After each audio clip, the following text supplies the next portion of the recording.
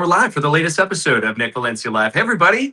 Happy Thursday or Tuesday? I don't know. I think it's Tuesday. The week is just blowing by. There's a lot that has gone on since the last time we were here with you guys. And we want to start in Kenner, Louisiana, where we saw U.S. Border Patrol Commander Greg Bovino, and we got a little bit of insight into his internal communications. He was in a car, in the backseat of a car, when one of the local photojournalists there was able to zoom in on his communications. And if you guys thought that Border Patrol and DHS, Trump's deportation forces, were acting with impunity, it's because they see themselves as untouchable. We saw in this communication between Bovino and what looks like a WhatsApp group, he indicated, "Isn't it cool? Kind of cool, we're this massive wrecking crew and the idiots can't do anything to us." We can only presume that the idiots that he's talking about are the Americans that have stood up against his aggressive actions on the streets of America. We saw that happen. And we also saw Trump's deportation forces really get aggressive in Minnesota, where not only did we see federal agents in a university, Augsburg University, point assault weapons at students and staff, according to university officials, we also saw, something that we hear all the time from conservatives: do it the right way. If only people did it the right way. We saw a video from Somali Snaps on social media of somebody who was here with a legal work permit and in the process of an asylum claim. And you see this on my social media play out. The Border Patrol agents that are taking him into custody know that this man has a pending asylum claim, and it doesn't matter. They take him into custody anyway. So this notion that if we just did it the right way, or if these individuals just did it the right way, nothing would happen, it's a bunch of garbage. And that's why we want to focus also what's happening right now. We have some breaking news happening right now in Washington, D.C., where about a couple minutes ago, it started testimony from 5 Americans who have been detained by ICE. This is a theme that you've seen a lot here on this show, this idea that Kristi Noem, the DHS secretary, says, no U.S. citizens or no Americans are being caught up in this targeted immigration enforcement. That's just not true. And today, U.S. Senator Richard Blumenthal, as well as Representative Robert Garcia, are going to hear from 5 U.S. citizens who were detained by ICE and held for an extended period of time. And there's been a misrepresentation of the truth, because in some of these cases, you hear Americans were assaulting these federal agents, when the reality of what happened, like what you're about to hear described by the lawyer representing these 2 individuals, the reality of what happened is much, much different than what the feds are describing. I want to throw to an interview that we recorded earlier this morning with Michael Carrillo. We had him on the program a couple weeks ago. He's a civil rights attorney representing nearly a dozen Americans who were detained by ICE. 2 of those clients that he has are in the middle of their testimony right now. Take a listen to this interview that we had with him earlier today. This morning by Michael Carrillo, the civil rights attorney who's representing 2 of the 5 U.S. citizens who are going to testify this morning in Washington, D.C. Good morning, Michael. How are you? Good morning, Nick. Good. Thanks for having me. So tell us about this big day. Well, like you said, 2 of our clients are going to be testifying at a hearing today. They're calling it a forum. And I think it's important today because they're going to talk about their experiences as U.S. citizens who are caught up in these ICE and immigration raids. And it goes directly against what Kristi Noem has been saying, that no U.S. citizens have been caught up in these raids, which is totally false. Yeah, let's drill down on the specifics of these 2 cases. Andrew Velez was a U.S. citizen who was allegedly, alleged to have assaulted a federal agent, but that seems to be a misrepresentation of the truth. Tell us about it. Sure. So she'll explain it very well. She does all the time. She's a hero in my eyes because of how she's come forward to rise to the occasion. But what happened was immigration officers were in downtown LA. They jump out of their cars. They run over to try and get a bunch of people that are vending food or selling food on the street. Mm-hmm. Andrea, at 9:30 in the morning, just getting dropped off by her mom and sister to go to work, gets caught up in the raid. She gets run over by one of these agents. And as they're coming back, pissed off because they couldn't get these food vendors, they say, "You know what? You're coming with us." And she says, wait, I didn't do anything wrong. I'm a U.S. citizen. They start speaking to her in Spanish. She says, no, I speak English. I'm a U.S. citizen. They didn't care. They took her to MDC, the Metropolitan Detention Center. They hold her for 2 days. She's released on bail. Luckily, a few days later, her charges are completely dismissed. But that's just another occasion where immigration officials are just wrapping anybody that happens to be brown while walking in the streets of L.A. Yeah, they alleged that she assaulted a federal agent, and her parents, her family actually thought it was a kidnapping. They didn't know what was going on, right? I mean, these individuals, they not like they're identifying themselves, they're masked up. It's terrifying what's happening.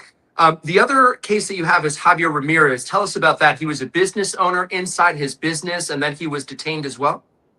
Yes, Border Patrol, ICE agents come to his business without a warrant. They come into his property, and he comes out from the back. His business is selling cars, reselling car parts, things of that nature. Immigration officials walk into his business without a warrant. They start barking orders, and they look at him and they say, "Get him, he's a Mexican." And boom, they immediately go to him. They drop him to the floor. They pull him outside. They detain him. They arrest him. They charge him with a crime. They hold him for 5 days at the Metropolitan Detention Center. Eventually, charges are dismissed because the video comes out. And instead of the officers who claimed that he was hiding behind cars, trying to get away from officers, the video shows he just comes out, starts asking questions, and boom, they drop him to the ground. Again, charges were dismissed. Another unfortunate situation where U.S. citizen gets caught up in these ICE raids, and his rights were totally violated.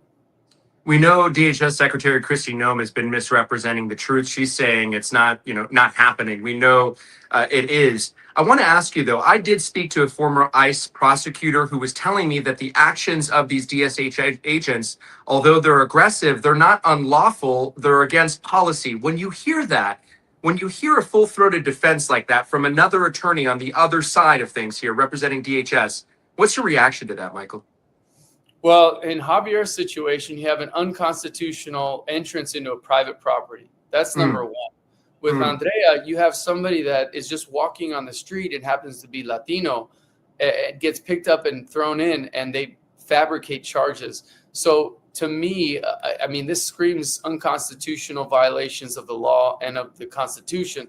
And so to me, I just can't back that up. Now, if this person that I don't know who they are, sure. I'd love to present them our situation and see how they react, because I find that it's against the law and against the Constitution. It is. I mean, and from what we're seeing in our eyes, they're basically telling us not to believe what we're seeing. And then we're seeing in other instances where these DHS agents show up to residences or businesses, they're pushing the cameras the other way. And you have to wonder, if what they're doing is so lawful and so justified, why would they want to push a camera away from an incident? What are the other things, while I have you for the next couple of minutes, what are the other things that are really bothering you about what you continue to see out there on the streets of America and in LA where you're based? Just more violations of the Constitution. I mean, when you have situations like Justice Kavanaugh basically green lighting these activities, it creates a situation where essentially the Supreme Court has allowed these activities to go on and will allow them to keep going on. The community is calling them Kavanaugh stops now. Yes, and that's what they are, which is, to me, an unconstitutional stop. But you see it going on in LA, Chicago, Portland. It's just spreading to Charlotte. I mean, you name it. They're just bombarding these communities with these violations of the law. And last question for you. There's other U.S. citizens who are not in Los Angeles who may be watching this and seeing somebody like you step up. What advice, what counsel do you have for others who may be confronted with a similar situation that your clients have been?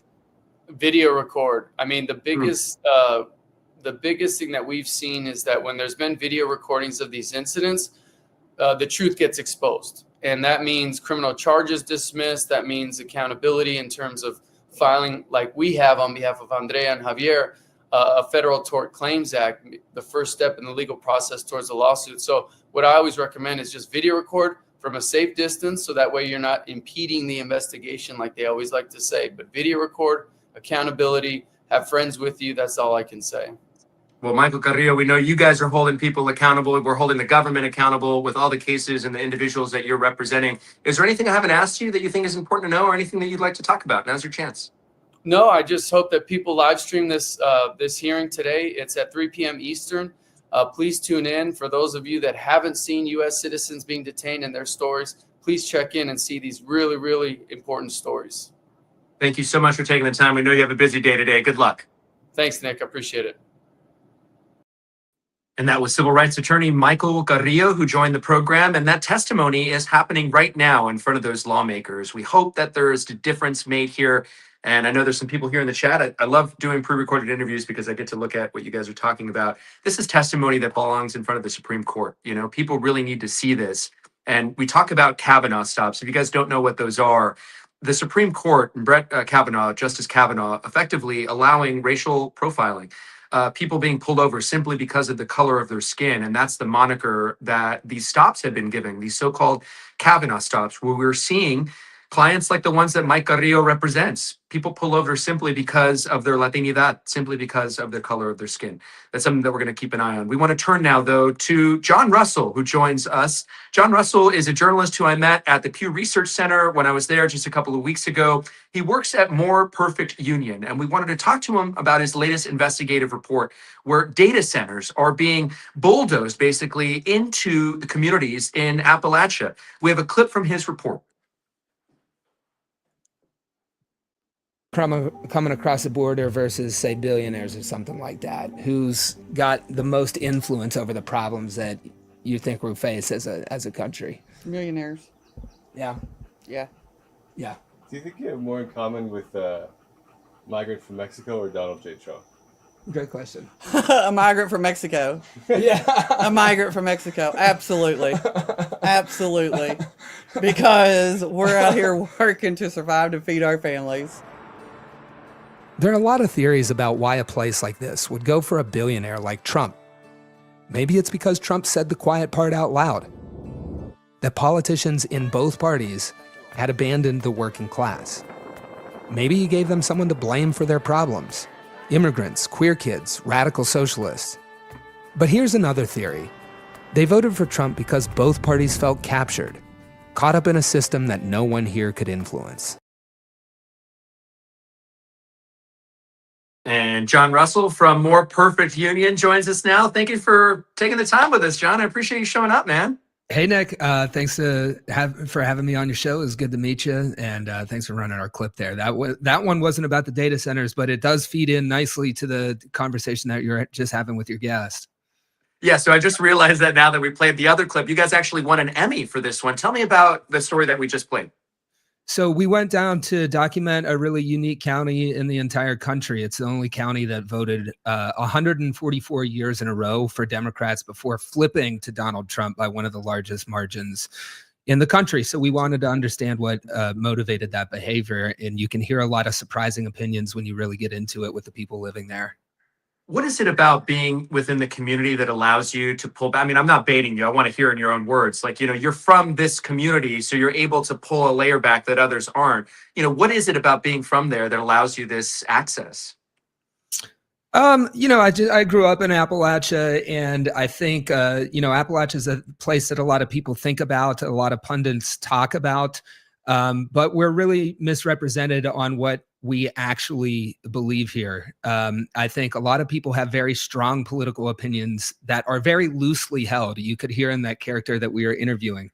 She's a Donald Trump supporter. She would support a third term of Donald Trump. She's living in Kentucky, thousands of miles away from the border, saying that the border is her number one issue. But when we really get into a conversation about class in Appalachia, this is a place that's been oppressed by out-of-state billionaires for a long time. And we're not being spoken to on class terms. And when you do that with a character like we just saw, it's a hop, skip, and a jump to the realization that people coming across the border are fighting to feed their kids, just like the people in Appalachia are, or that kids leaving Appalachia are leaving for the same reason that other people are coming across the border. These big companies have destroyed the places that they're coming from. That's the conversation that we should be having and is possible here. Who is taking advantage of the community? And is it a lack of education? Is it a lack of, you know, I guess, access to people that are different than them? Or, I mean, the world is so global, it seems now. You could, you know, get on your phone. I'm in the Central Valley with grape pickers and, you know, guys that are playing football, picking grapes in the morning and then playing football in the afternoon. They go on TikTok and they see that what they're doing is not normal. So I guess this idea of like being isolated, you know, they must know, you guys must know like what the world is beyond, you know, is that helping change minds there? Yeah, I mean, I think the people who are taking advantage of folks in Appalachia are the ones that are taking advantage of any of us anywhere. You know, so many of us experience the world through our smartphones, but those algorithms are more and more, they're the target of billionaires who want to control our media. You look at TikTok, for example, like Larry Ellison wants to buy that out. All of these billionaires are realizing the immense power of social media and of people connecting, and they want to have control over what folks are seeing. So I never put the problem at the feet of, you know, people here. You are responsible for what goes into your eyes and ears. But I think why Appalachia is going for, you know, all of my YouTube comments are saying these people vote against their own interests. Well, it's kind of impossible to vote in your own interest. You know, really anybody who's in office, they're serving the agenda of this donor class that has really captured our politics, which was kind of the thesis of that piece that we just watched. Wow, man, you know, not voting against your own interests, but I mean, how could you, that just like landed. I'm processing that right now. I've never heard that before, right? I mean, because it's so much, it's like feeds into this idea of like the haves and the have-nots. And it's this question that you asked in that piece, which I just saw for the first time there. You know, it's something that I think about all the time, that Trump and Biden have more in common with each other than they have with any single one of us. And that idea doesn't seem to filter down and permeate within our culture and society. Instead, there's that wedge that's created where somebody takes advantage of, you know, this lack of understanding and makes people other and makes people think like, yeah, I am better than you, or you are different than me and I don't understand you and I don't like it. Yeah, you know, I think a lot of big questions have pretty simple answers, and divide and conquer is really easy to find at the root of many of our political conversations. And you know, we try to have a different one in our pieces. So I mean, that begs the question, we focus so much on immigration. What are the attitudes of the ICE raids and the Trump deportation forces in America there? Well, I think, you know, I can't speak for everybody here. And obviously there are going to be people who support these kind of actions. But I think what's really interesting is when you see resistance in Appalachia to these ICE raids, like we just saw in North Carolina. And I think one of the things that comes up when I'm talking to people around here, you know, we don't see this modeled by leaders, but really a way to think of these ICE raids is they're using vulnerable people as a smokescreen to build a police state that is feeding into this existing surveillance infrastructure. And that's been expanding, you know, since 9/11. We're all, you know, in conservative parts of the country, like where I live, Appalachia, there's always a fear of government overreach and surveillance and stuff like that. But while we've been so focused on that coming from the government, we've lost sight of the fact that really powerful companies have a computer following us around in our pocket, right? And these ICE raids, what are they doing? They're increasing the power of the government to police vulnerable communities. It is only a matter of time before that starts falling on your doorstep. And when you see people in Appalachia, like in North Carolina, organizing to drive ICE out of their town, I think you can start to see the roots of many different populations opposing this kind of overreach where you wouldn't expect it. Yeah, we saw in Charlotte, you know, this account that I follow, Charlotte, Litt, we saw people using their Second Amendment rights there in Charlotte, you know, coming out and being like, hey, don't come into my neighborhood. I know my rights. I know my Second Amendment rights. Are you surprised that we haven't seen more sort of sovereign citizen types or people that, you know, think that government is overreaching? Are you surprised we haven't seen more of them on the streets? I'll answer it this way. I think the reason why you don't see more of that is because we are shaped by the media that we consume, and the media that we consume is owned. Media mergers are in the news today. You have Netflix making a bid to take over Warner Brothers and Paramount, and the Ellisons who are sniffing around TikTok trying to jump in there as well. Those media companies that are owned by billionaires do not have it in their incentive to frame these ICE raids as an offense to somebody who might be a sovereign citizen. So that really isn't out there in the media. And if it were, I think you would see a much different response to this. So I think that's why independent media is so important. And that's why I'm glad to be able to, you know, work at a place like More Perfect Union and introduce those into the the mainstream. That's fascinating, man. I mean, you've dropped so many bombs here. Like thinking about how the framing is, you're exactly right. Like this is government overreach in textbook definition.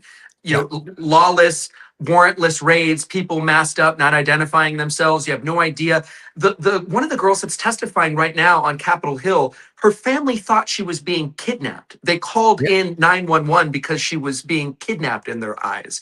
And you know, it's almost, I mean, I'm going to say the quiet part out loud. Most of these people are brown. They're not white Americans, you know, they're not light-skinned Americans. And I think if we saw more of that, there might be that shock to people who think, look, this is not my problem. This has nothing to do with me. Those people, they're here illegally. They got what's coming to them, you know? Yeah. And, you know, I think we need to think more about where this is all going, because obviously we're all living in a time where it's just insane to consume the news. And if you look out into the future, we got a lot of disruption happening. We have AI that is replacing and disrupting a lot of our jobs. We've already gone through deindustrialization. I mean, my area of the country saw that forever ago. But where does this all add up to? Because, you know, the rich are getting richer. Ordinary people who have to work for a living are struggling. Now we have to deal with AI that's displacing jobs, and this government that is very cozy with the, you know, billionaire beneficiaries of all of this. Palantir, you know, more police and ICE actions create a demand for what Palantir sells. Okay, so what I really want to impress on people is, who is this all for? It's not long before it shows up on your doorstep, because if you start making noise and really threatening power about your job being lost to these forces in the future, that police state is going to land on you. Just right now, it's landing on vulnerable populations. And that's a good segue to your story, an investigative piece on data centers, you know, and how, you know, people are being taken advantage of, talking about the robots taking over. These data centers are fueling AI, and they're not going to, when they build these data centers in Appalachia, these jobs, you know, I was watching your piece last night, 50 to 200 jobs maybe they create, they're not going to locals. These are specialized jobs. So it's like, deal with it in your backyard, but have no benefit from it being in your backyard. Yeah, and you know, that was an admission of a guy who stands to benefit by these data centers going in. The story that's happening is in one of the poorest counties in America, Mingo County, West Virginia. Organizers uncovered some permits that were for what would amount to one of the second largest natural gas-fired power plant in the state. This is part of the data center expansion sweeping across the nation, where they're building microgrids to feed the enormous power demands for these. And, you know, there's a guy who owns a golf course on top of an old strip mine. He's trying to get out from under it and sell it to host one of these power plant sites. And he admitted, you know, these jobs probably aren't going to go for locals, and 50 to 200's a hopeful number. So not a lot in it for the people who haven't had clean drinking water for a long time. And what's really striking to me is the interview that you had with, you know, one of the local residents there in Mingo County, who was like, they think we're dumb. They think that we're dumb, and they think that we're just going to let this happen. They go, though, to use their First Amendment right to show up at these meetings and at these, you know, community, I guess, you know, they're local politicians, right? The council is equivalent of the city council, and they're showing up to talk about and ask questions, but they're getting half answers. You know, it's like, even when they do show up to ask questions, no one's taking them seriously. I mean, what's the remedy here, John? You know, I'll go big on this picture too. A lot of the character you just mentioned, the people who are standing up to this data center, who are getting half answers, these are Trump voters. These are people who voted for Donald Trump, and they don't even regret their vote yet. And there yet she is right here. You're looking at her there now. Right there. And yet they are the ones, when confronted with a corporation who wants to ruin their community even further, they are the ones to stand up and organize and fight back against these billionaires. So I want to urge any liberals in the audience listening, a point that I try to make all the time. We are living in an era where partisan politics, Democrats and Republicans, makes less sense to understand what's happening than class politics do. You know, if you have got to go to work in the morning, you've got more in common with other people who have got to do that. If you're down in Mingo County and you haven't had drinking water, and there's a corporation who's going to come in here and take the very little resources that you have more in common with the people around you. And I think what we're seeing is a resurgence of people identifying that, and it's shifting the way that we do politics. You know, you got Donald Trump, who took over a major American political party. Now you have folks like Zohran Mamdani taking it over. And I think that reflects what people are realizing, which is it is the billionaires versus everybody else. It is not left and right. It's up and down. We have heard this socialist movement really take off and spread in Los Angeles and in Charlotte. I saw the PSL leading these rallies. I asked a Democratic strategist if people, if the Democrats are aware. He's like, this is a conversation more so for party activists. And he thinks that people just really want to look at somebody who's going to help them, whether or not this label, of socialism sticks, or if it's used as a dirty word by Republicans to push back and stamp out these movements. I really do think that people are seeing this classism, though. They are seeing the conglomerization of the news. And that's something that I do want to talk about with you, because we met in this new media summit, in this, a cabal of independent journalists who are really speaking truth to power, right? And this is so important because I think, and I know you do too, John, that this is the anecdote. This is the remedy to what we're seeing in this classism happening, the haves and the have-nots, the conglomerization of news, the Ellison families out there, the Redbirds, the Saudis, the whoever they are, they're billionaires and they're so much different than us, but they have convinced us that we are the ones that need to turn against each other. And that's their job. I like to say that we are already in a class war that we are losing.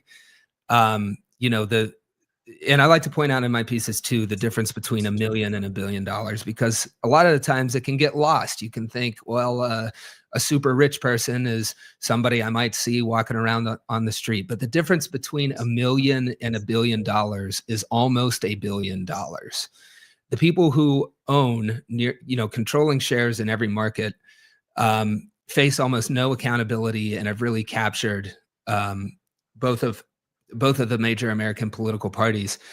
And, I just think that people are seeing that, and it becomes all the more clear when, say, a data center, which, could be used for massive public good. I'm not saying that AI couldn't be publicly regulated or deployed to make all of our lives easier, or even make us all work less. Mm-hmm. That is a possibility.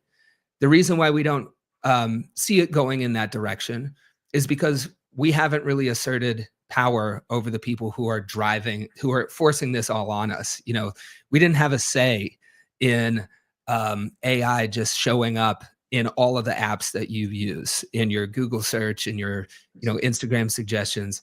There's been no public control over it, and I think more and more people are realizing that we need to assert that now.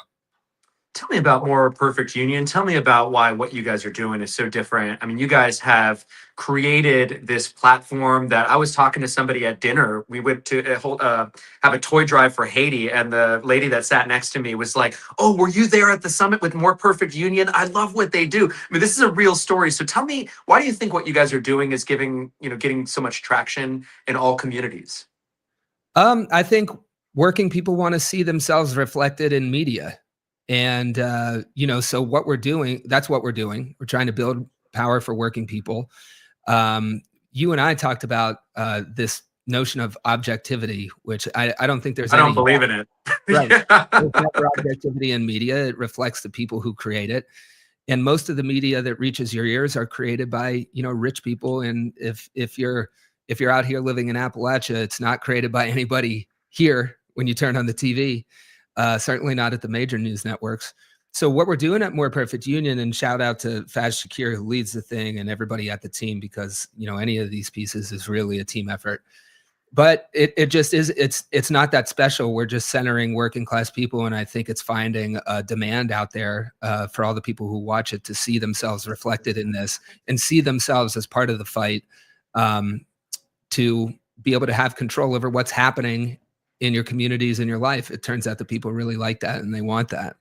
Dude, it's so important. And I saw it right away in you. Like, there's something about you, like magnetic, charismatic, like you stand out in a crowd without even trying to be standing out, like you are not like the, hey, look at me. But like, for some reason I gravitated towards, not for some reason, I mean, there was a reason I gravitated towards you. You were the coolest guy in the room, man. And like approach to journalism is so authentic, and I just love it. And I think, in full disclosure, I'm biased towards Appalachia. I married a woman whose family is from Appalachia. When I met her, she had just come from the possum trot in Kentucky for a family reunion, so it's like, I see you as being a real flesh and bones journalist. And so while I have you here, people got to get their flowers, brother. You got to get your flowers. We get enough fucking hate online and bullshit, right?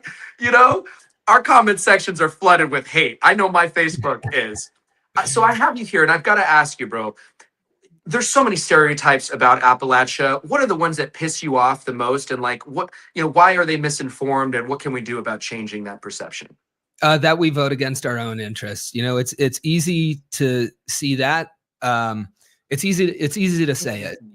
We're down here. West Virginia is the second most conservative state. But what people don't realize, much like Elliott County, we used to be blue for 80 years. We had a Democratic trifecta here. And guess what? No matter who is in office, we were blue for 80 years. We are the second most red state in the country. We're still poor.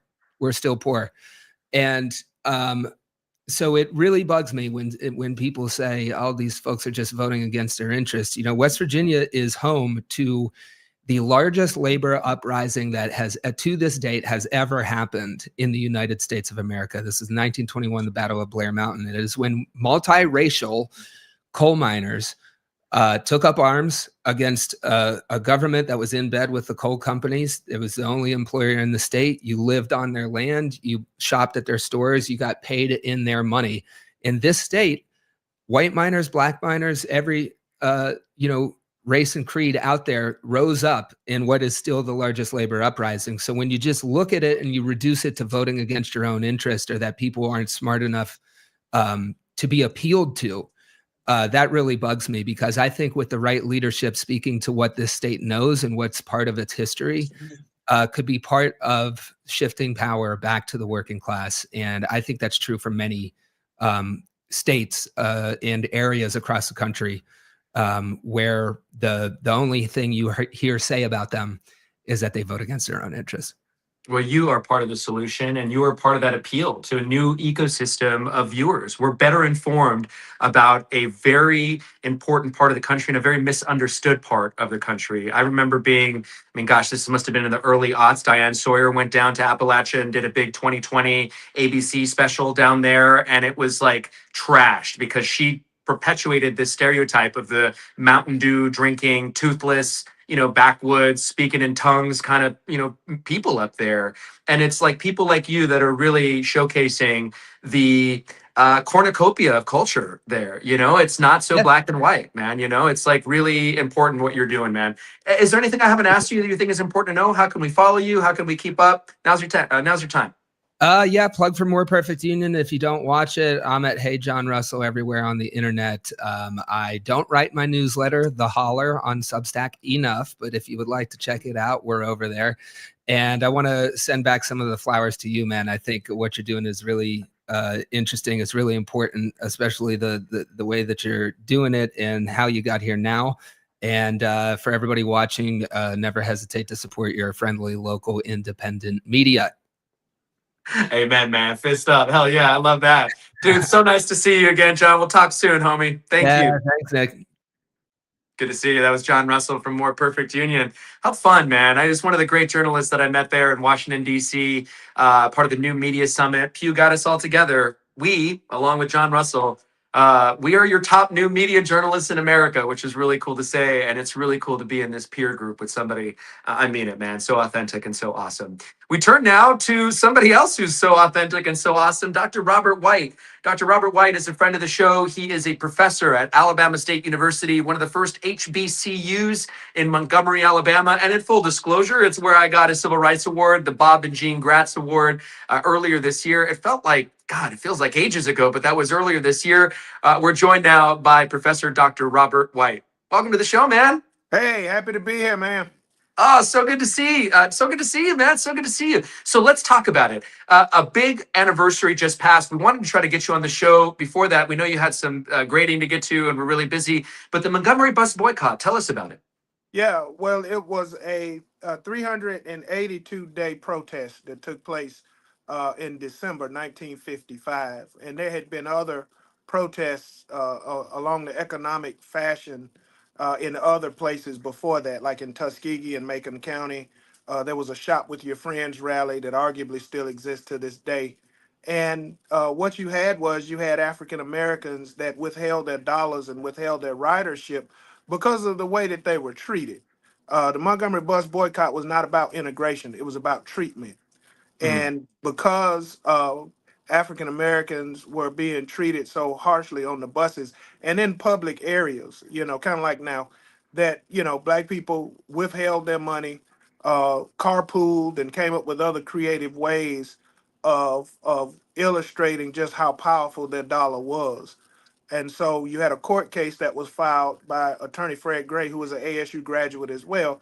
And I was his law clerk when I was in law school, attorney Fred Gray, called Wow. Browder versus Gale, that had four female plaintiffs: Aurelia Browder, Susan McDonald, Mary Louise Smith, and Claudette Colvin.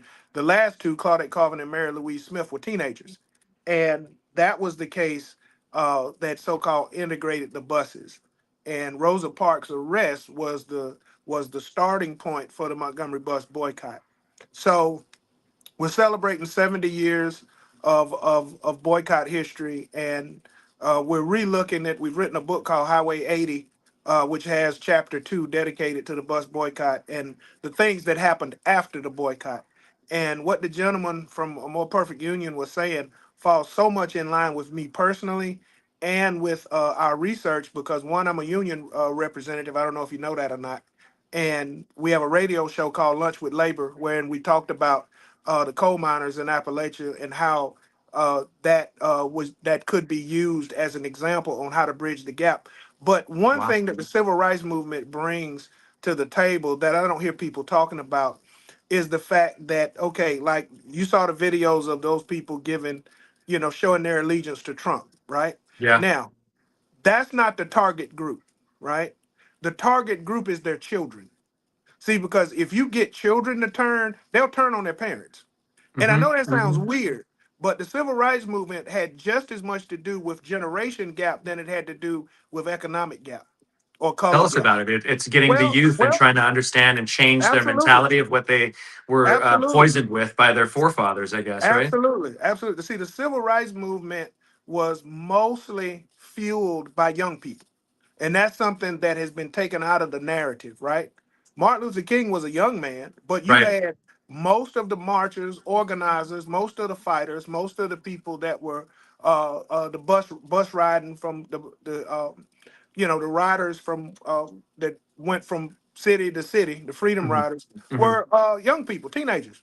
And so they had actually defied their parents in doing what it was that they did. So if I had I'm an evangelist, so you drop me in places in Appalachia and just leave me there, and I tell you, come back and get me in a couple of days. Well, what I would have done was I would have gotten the young people to turn on their parents. See, because that's the whole thing. See, because you'll have people that are really in a bad mental state, right? Well, they'll vote against their best interest every day. You see, that's what they call normal. And you can't beat that. You see, but their children are the ones that's gonna stand up. So they do everything they can to keep their children from knowing the truth. You see? But when the children know the truth, the first thing they're gonna do is they're gonna go to their parents and say, hey, you're wrong in this area. And you're so wrong in this area, I'm gonna go in this direction. Now, with those people that are so diehard Trump, although Trump is operating totally against their best interest. That's not new. That is as old as dirt. But this is what happens. You get that group to stay at home on voting day. They're not going to ever vote against their conscience, but they will stay at home. You You see what know, I'm saying? I hear you, but then I Yeah, also saw what President Trump was saying at the Kennedy Center honors on Sunday. He sure. was talking about how no Republican wins the young vote. I won the young vote. I do great with the youth. And you do see those folks out there. You see Prager University, the elements that they're putting out there and trying to recreate and rewrite the narrative of Thanksgiving and Christopher Columbus and history. You see these younger college Republicans who are not only embracing or embraced That's a guy true. like Charlie Kirk, a guy like Nick Fuentes, Yeah, like that's true. that's what concerns me, Dr. White, when I see Well, that and but see, the here's the thing, though, traction Nick. that's being made. But see, here's the thing, though, Nick. Most of them kids out there are for the hot dog, the T-shirt, and to get on TV. They could care less. And then you have a very trust me. I'm around college students. I've been around college students 30 years. They Oh, don't I give a know. darn. You see what I'm saying? But the thing is that who is engaging them from our side? And the answer is nobody. See, you don't have people comparable to them on college campuses engaging college students as well.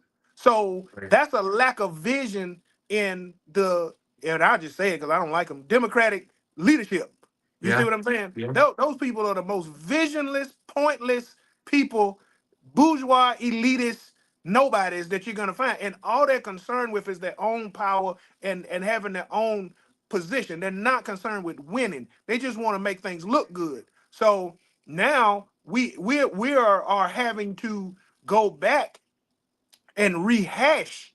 You see what I'm saying? What it took to get us where we were. And what it did was we had to knock on doors. We had to talk to people. We had to get spit on. We had to, we had maybe had a couple fist fights. You see what I'm saying? But the thing is that you got to engage people in the street and you got to hit them with the truth. And that still works. So with the Did- Appalachia people, do you know the number one artist, entertainment artist in Appalachia? Do you know who it is? no. Lil Bootsy. Now, you see what I'm saying? So what you could do, Lil Bootsy could go on an Appalachia tour and turn the place out. Who's gonna be there? Teenagers. Yeah. You see what I'm Yeah. saying? You Yep. got to get the young people to turn on their parents. I You have a see what I'm question. saying? During the Montgomery bus boycott, this type of Yes. class warfare that we're seeing right now, and this classism that exists, and the billionaires that just get more powerful, or back then, I guess it was the multimillionaires. Did the class warfare exist, or is this something new? Good question. It has always existed, but it's not a Marxist dichotomy. You see what I'm saying? What you had in Montgomery was, and I know this sounds weird, but just like the French Revolution was a bourgeois revolution, the Haitian Revolution was pretty much a bourgeois revolution. The Montgomery bus protest was a bourgeois revolution. It was middle Mm. class black people that were revolting against the treatment because they thought that they should have been better treated, and that's written. Mm. You see what I'm saying in the thing. However, what you also had was you had a middle class operating on behalf of a lower class. But here's the false assumption. The false assumption that during Jim Crow, Reconstruction of Jim Crow, all black people were poor, and that's not true.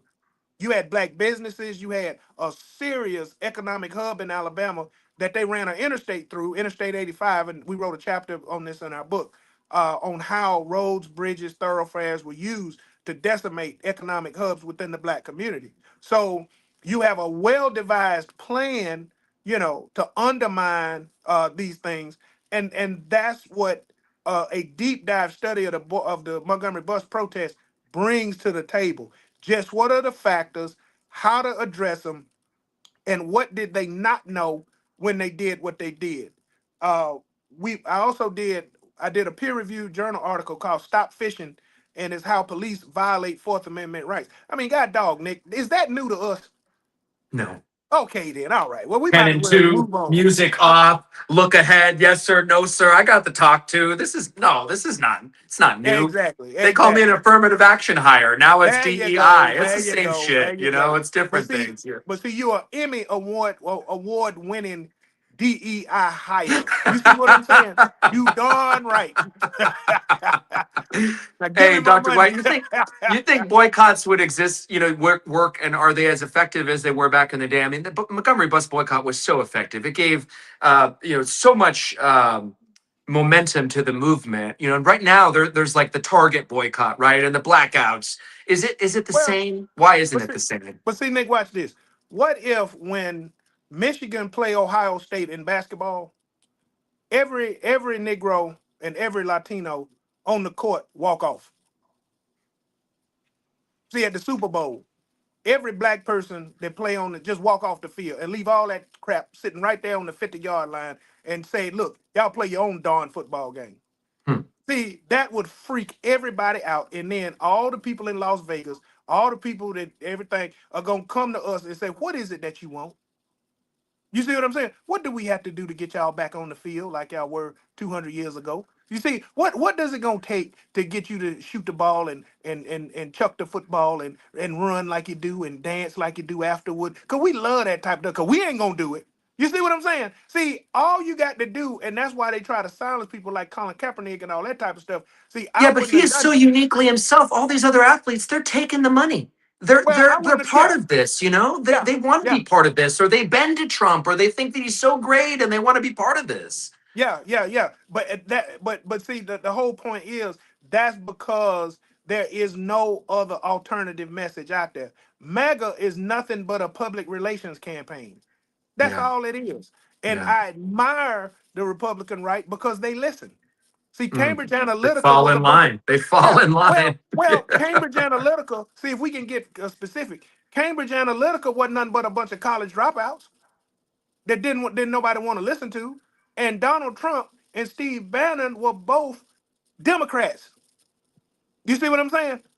They just despised the Democratic leadership. But where's our public relations campaign? Where's our Cambridge Analytica? You see what I'm saying? Where's our? There is none. So how can you? How it looks like that they've taken over. It looks like when hell we go into a football game with no offense. It's just a defense. You see? And they're So whispering all something different into each one of our ears and turning us against each other, man. That's what's exactly, but we happening. don't. But we don't have a hustle either. Nick, you from the I street, Nick. know. You know you got I to have a know. hustle, man. You got to have a game. And when you don't have one, you see what I'm saying? Then you fall victim to people that do. So you got your former employer seeing that they show the same Right. old stuff, show the Right. same old questions, same old lame people up there, the Hollywood squares, everybody trying to talk over each other. In fact, you get nothing from that. Well, where is the consolidated campaign? There is none. So they're gonna keep getting their butt kicked. And I say, well, that's what happens to you when you don't prepare, and you leave the social sciences out of stuff. That's exactly what you get. Get Not us not effective involved. communicators, we talked about this before. It's like those guys who have all the money, they're not doing really well at effectively communicating the message. The nerds didn't do a good job during COVID at effectively communicating the message. They're bad PR on the left. And in that vein, I want to ask you, is there anyone on the left that you're inspired by, politicians or any sort of pop culture or people that are adding to the conversation right now? No. All of my all of my heroes are dead.